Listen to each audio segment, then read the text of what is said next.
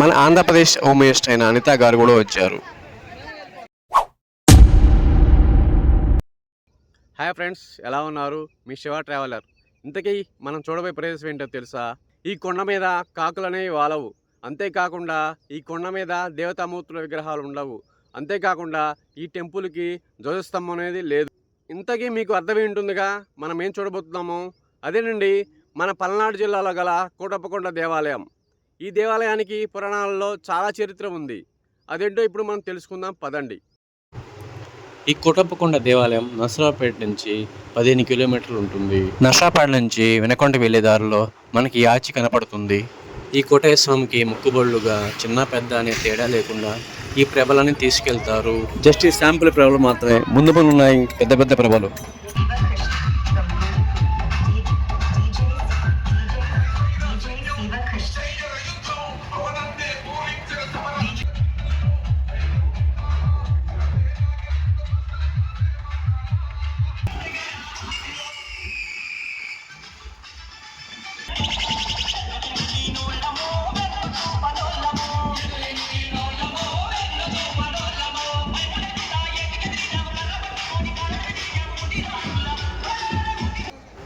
అదిగో చూడండి, కార్లు వెళ్తున్నాయిగా, అదే కొండపైకి వెళ్ళడానికి ghat road. Present VIP pass ఉంటేనే కొండపైకి పంపిస్తున్నారు. ఇటు చూడండి, కొండ పక్కనే మనకి సాయిబాబా టెంపుల్ ఉంటుంది. ఆ టెంపుల్ నుంచి కొంచెం ముందుకు రాగానే మనం పైకి వెళ్ళడానికి బస్ స్టాండ్ ఉంటుంది. ఈ బస్సుల ద్వారా మనం పైకి వెళ్ళొచ్చు. టికెట్ పర్ హెడ్ వచ్చేసి అప్ అండ్ డౌన్కి 50 రూపాయలు ఛార్జ్ చేస్తున్నారు.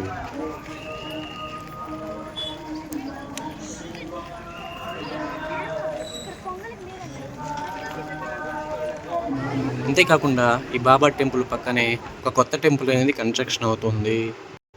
అదేంటో చూద్దాం రండి.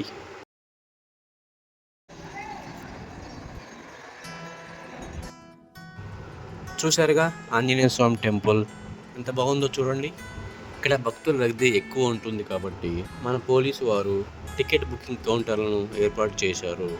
మనం పైకి వెళ్ళటానికి రెండో మార్గం కూడా ఉంది, అదే మెట్ల మార్గం. మెట్ల మార్గం ద్వారా ఎలా వెళ్ళాలో మనం ఇప్పుడు చూద్దాం. ఇక్కడ నుంచి మెట్ల మార్గానికి మనకి 1 కిలోమీటర్ డిస్టెన్స్ ఉంటుంది. వెళ్దాం పదండి.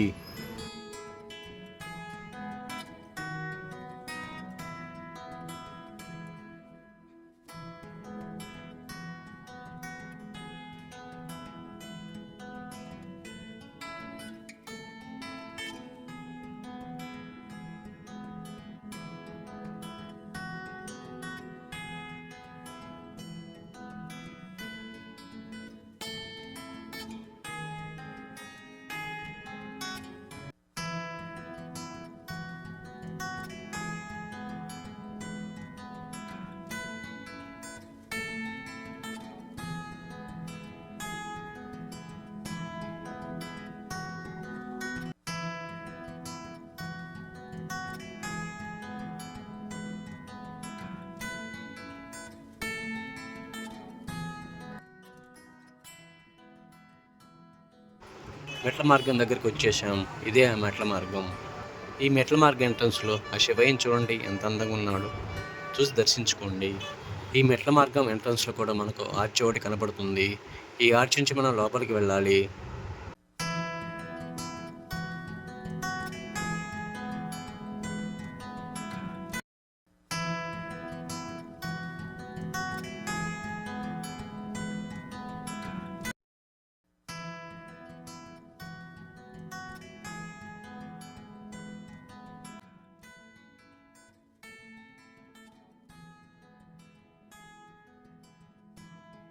మనకి ఈ కోటప్పకొండలో ఫుడ్ గురించి మనకి ఇబ్బంది పడాల్సిన అవసరమే లేదు. మనకి చాలా చోట్ల అన్నదానం అనేది జరుగుతుంది.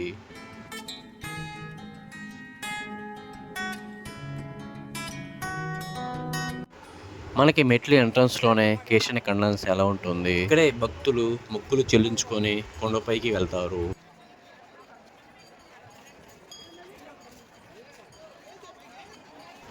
అదేవిధంగా మనము మొదట ఏ కార్యం తలిచినా కానీ ఫస్ట్ ఆఫ్ ఆల్ మనం వినాయకుడిని తలుచుకుంటాము. అదేవిధంగా మనకి మెట్ల ఎంట్రన్స్లో సిద్ధి వినాయక టెంపుల్ ఉంది. దర్శించుకొని మెట్లు ఎక్కడం స్టార్ట్ చేద్దాం.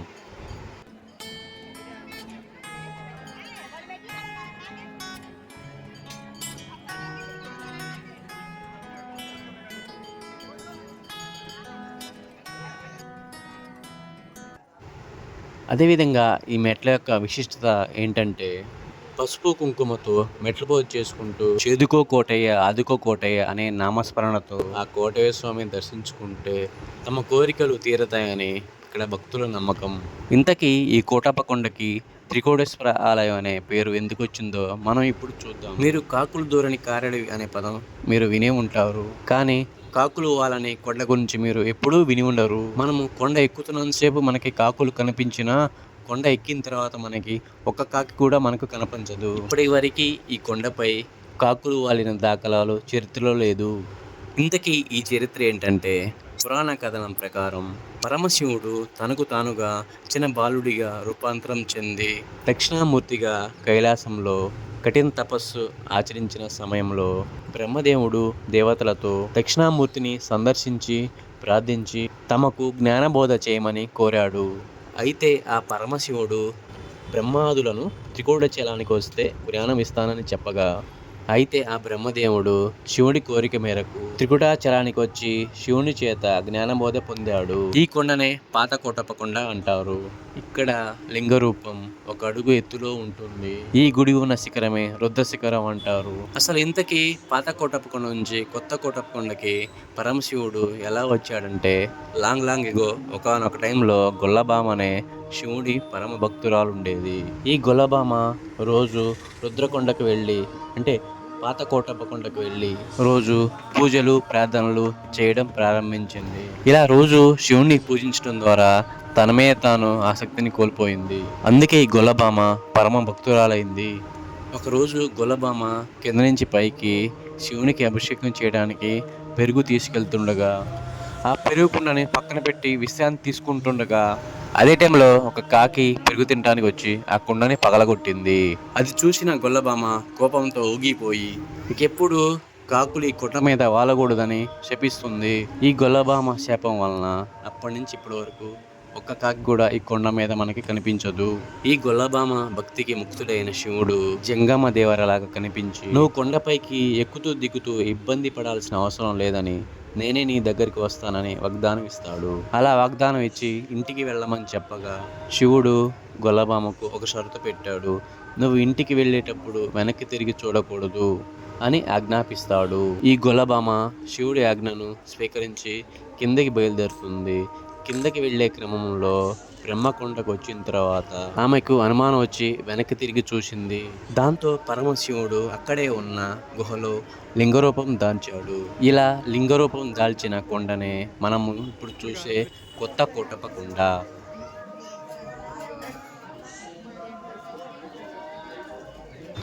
ఇదే ఇప్పుడు మీరు చూస్తున్నది గొల్లబామ అమ్మవారి ఆలయం. ఈ టెంపుల్ కొండ నుంచి కొంచెం దిగువ భాగాన ఉంటుంది. చూసి దర్శించుకోండి. వెంటనే అలా శిలగా మారిన జంగమ దేవరను చూసి గొల్లబామ నా దగ్గరికి వచ్చింది ఆ పరమశివుడే అని గ్రహించి తను పశ్చాత్తాపంతో నీలో నన్ను ఐక్యం చేసుకో అని శివయ్యని ప్రాధేయపడింది ఈ గొల్లబామ. అందుకు పరమశివుడు తన పశ్చాత్తాపానికి పరమశివుడు తనలో ఐక్యం చేసుకుని కొండ పక్కన దిగువన ఆ పరమశివుని భక్తురాలిగా ఇప్పటికినూ పూజలు అందుకుంటుంది.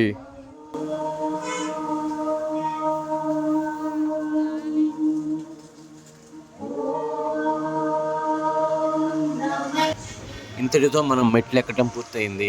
మొత్తం మెట్లు వచ్చేసి 901 మెట్లు. ఇదిగో పైన వ్యూ ఇలా ఉంటుంది. మనం కొండపైకి రాగానే స్టార్టింగ్లో మనకి పెద్ద నందీశ్వరుడు మనకి దర్శనం ఇస్తాడు.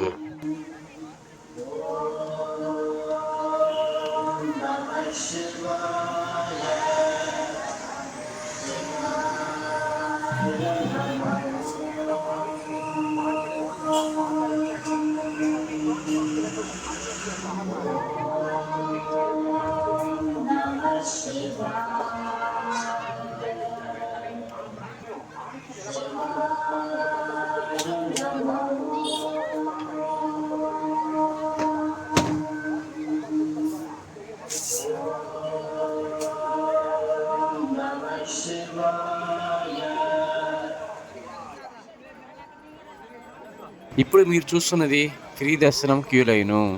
క్రౌడ్ అయితే చాలా హెవీగా ఉంది. ఎందుకంటే ఒక్క శివరాత్రి రోజునే ఈ కోటప్ప కొండని కొన్ని లక్షల మంది దర్శించుకుంటారు. ఆ పరమశివుడు చిన్న బాలుడు రూపంలో దక్షిణామూర్తిగా వెలిసిన ప్రదేశం ఇది చూడండి.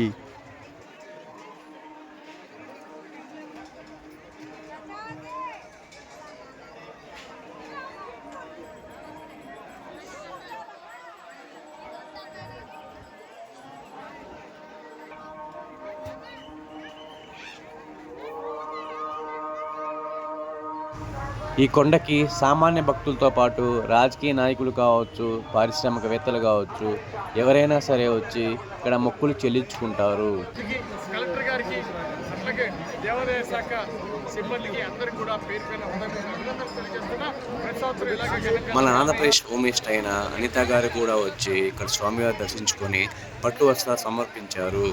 ముఖ్యంగా ఈ కోటప్పకొండ తిరునాళ్ళని మన ఆంధ్రప్రదేశ్ ప్రభుత్వం రాష్ట్ర పండుగ హోదాని కల్పించింది. అందుకే ఈ కోటప్పకొండ అనేది మన ఆంధ్రప్రదేశ్లోనే అతిపెద్ద దేవాలయాల్లో ఒకటిగా ప్రసిద్ధిగాంచింది. అంతేకాకుండా మన 2 తెలుగు రాష్ట్రాల్లో ఒకటైన సమ్మక్క సారక్క జాతర తర్వాత రెండో అతిపెద్ద జాతరగా మన ఆంధ్రప్రదేశ్లో మహాశివరాత్రి రోజున పల్నాడు జిల్లాలో గల ఈ కోటప్పకొండలో జరుగుతుంది. రీసెంట్గా మన ఆంధ్రప్రదేశ్కి డిప్యూటీ సీఎం అయిన పవన్ కళ్యాణ్ గారు కూడా ఈ దేవాలయాన్ని సందర్శించి పట్టు వస్త్రాలు సమర్పించారు.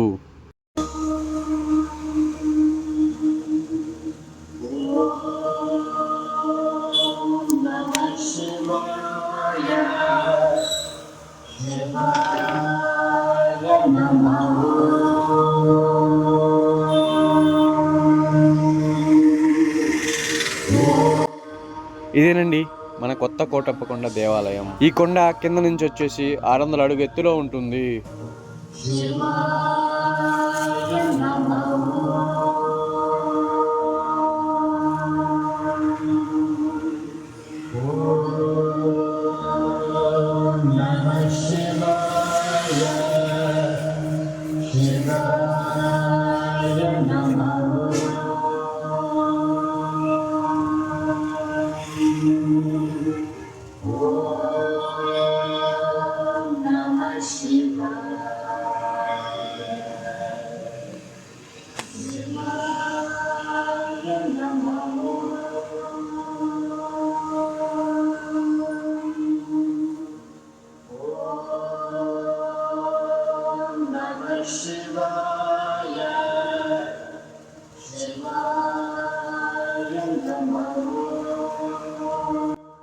మనం కొండపైకి వచ్చిన తర్వాత కింద నుంచి వ్యూ అనేది చాలా అందంగా ఉంటుంది.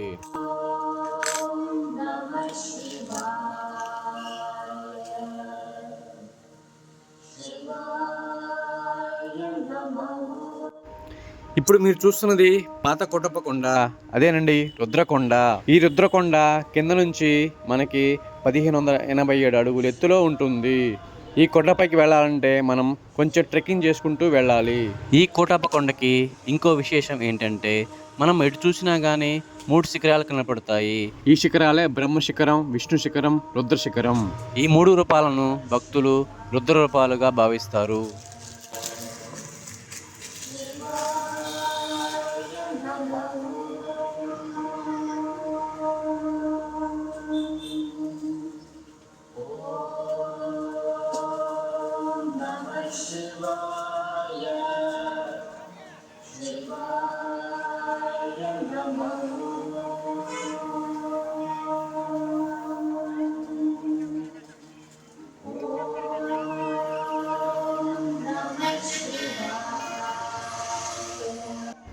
ఇప్పుడు మనం కొండ కిందకి వెళ్దాం. మనం కొండ కిందకి వెళ్ళడానికి ఇంకో రూట్ ఉంది, అదే బస్సు మార్గం. బస్సు మార్గం ద్వారా మనం కిందకి వెళ్దాం.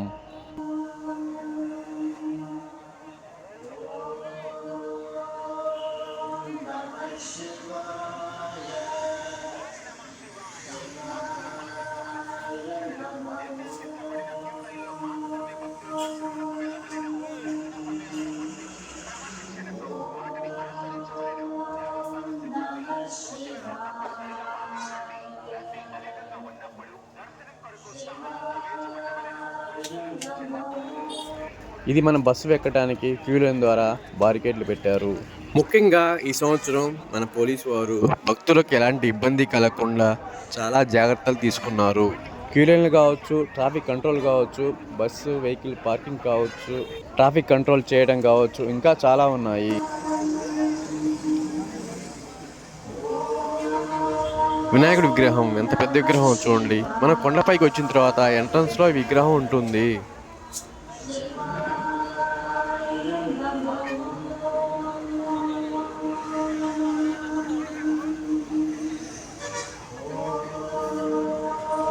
కొండ పైన కూడా టికెట్ బుకింగ్ ఆఫీసులను ఓపెన్ చేశారు.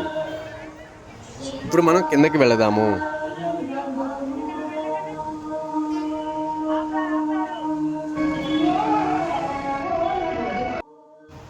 మనం కొండపై నుంచి కిందకి వచ్చిన తర్వాత మనకి భోజనానికి దిగులు ఉండదు. ఎందుకంటే కింద చాలా చోట్ల అన్నదానం జరుగుతుంది. అంతేకాకుండా క్యాస్ట్ల వారీగా అదేనండి కులాల వారీగా కూడా మనకి చాలా సత్రాలు ఉన్నాయి. ఈ సత్రాల్లో కూడా మనం అన్నదానం చేయొచ్చు. మన మెట్ల మార్గం నుంచి లెఫ్ట్ సైడ్ రూట్కి కొంచెం ముందుకు వచ్చిన తర్వాత ఇక్కడ శివపార్వతుల ఫ్యామిలీ విగ్రహాలు ఉంటాయి, చూసి దర్శించుకోండి. పక్కనే కాలువ కూడా ఉంటుంది. స్నానం చేసి మనం దర్శనానికి కూడా వెళ్ళవచ్చు.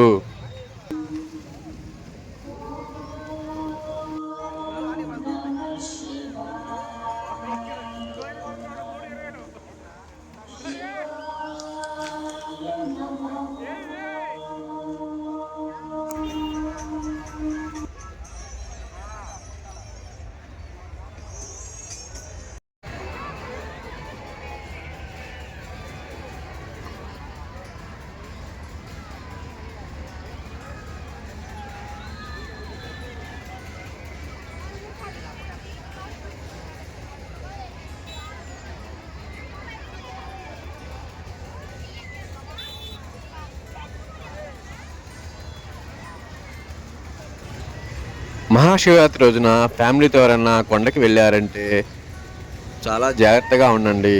ఎందుకంటే క్రౌడ్ అనేది చాలా హెవీగా ఉంటుంది.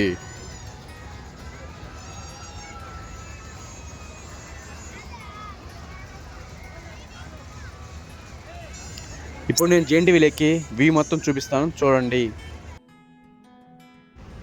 లైటింగ్ ప్రభలు కనిపిస్తున్నాయి ఇక్కడ నుంచి చూడండి.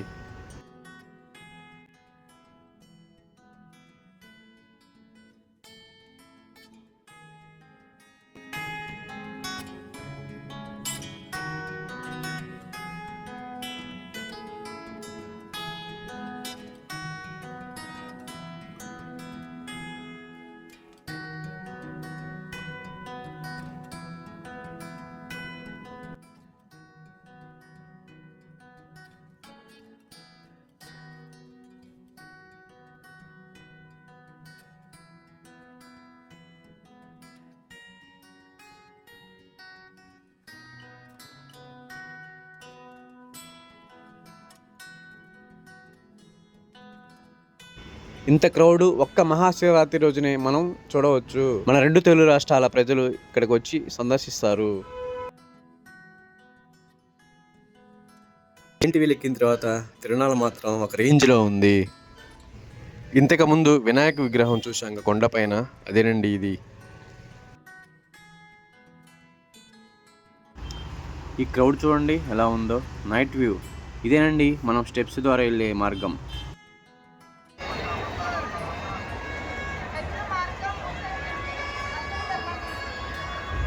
ఈ కోటప్పకొండకి ఒక్క మహాశివరాత్రి రోజున ఆడే కొన్ని వందల ప్రభలు వస్తాయి. వీటిలో లైటింగ్ ప్రభలు అనేవి సెంటర్ ఆఫ్ అట్రాక్షన్గా ఉంటాయి. మహాశివరాత్రి జాతర అనేది ఈ సంవత్సరం చాలా అద్భుతంగా జరిగింది. ఎందుకంటే ఎప్పుడూ లేని విధంగా ఈ సంవత్సరం కరెంటు ప్రభలు 25 నుంచి 30 వరకు ఉన్నాయి.